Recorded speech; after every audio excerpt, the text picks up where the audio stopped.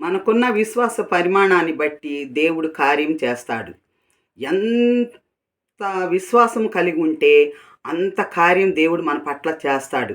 మనం కలిగి ఉన్న ఆసక్తిని బట్టి, మనం కలిగి ఉన్నటువంటి ప్రార్థన బట్టి, మనలో కలిగి ఉన్నటువంటి నిరీక్షణ బట్టి, మనలో కలిగి ఉన్న దేవుని పట్ల విధేయతను బట్టి, దానికి తగినంత కార్యం దేవుడు నీకు చేస్తాడు.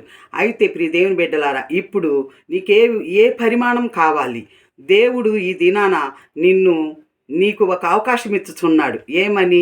నీవు ఎంతగా ఆత్మలను దేవుని యొద్దకు తీసుకొని రాగలవో అంత విశ్వాసం నీవు కలిగి ఉండాలి. అది నీ మీద ఆధారపడి ఉన్నది.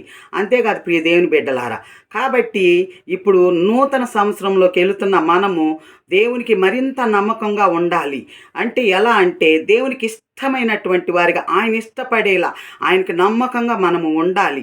మనం చేసే పనులను బట్టి మరి ఆయన్ని ఆనందింపజేసేవారిగా, మనం చేసే పనులను బట్టి ఆయన సంతోషింపజేసేవారిగా, మనం చేసే పనులను బట్టి ఆయనకి ఇష్టమైన యోగ్యత గలవారిగా ఆయన పట్ల మనము కలిగి ఉండాలి. అంటే ఆయన దృష్టిలో మన జీవితంలో మనం ఆశించేవి దేవుడు తప్పగా మనకి చేయగల దేవుడై ఉన్నాడు. ఆయన ఆలస్యం చేసే దేవుడు కాదు.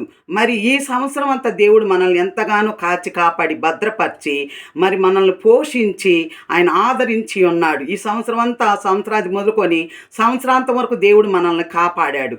అలానే నూతన సంవత్సరంలో కూడా దేవుడు మనల్ని పోషిస్తూ ఆయన రెక్కల సాటును మనం భద్రపరిచి ఆయన యొక్క వెలుగుతో మనల్ని నింపి, ఆయన బలిష్టమైన రెక్కల నీడన దీన మనస్సులుగా మనల్ని వండింప చేసి ఆయన చిత్తానుసారంగా మనల్ని ఈ సంవత్సరం అంతా నడిపించుకునేలా ఆయన చేయగలగాలని ఆయన చేతి క్రింద మనం దీన మనస్సులమై ఉందాము. అంతేకాదు ప్రియ దేవుని బిడ్డలారా, ఆయన ఆశీర్వాదము ఇప్పుడు పొందుకున్న దానికంటే మరింత ఆశీర్వాదం పొందుకొని ఆయనకు మరీ దగ్గరగా మనం ఉండాలని ఆయన కోరుకొనిచున్నాడు. నూతన సంవత్సరంలో అడుగు పెట్టుచున్న మనము హ్యాపీ న్యూ ఇయర్.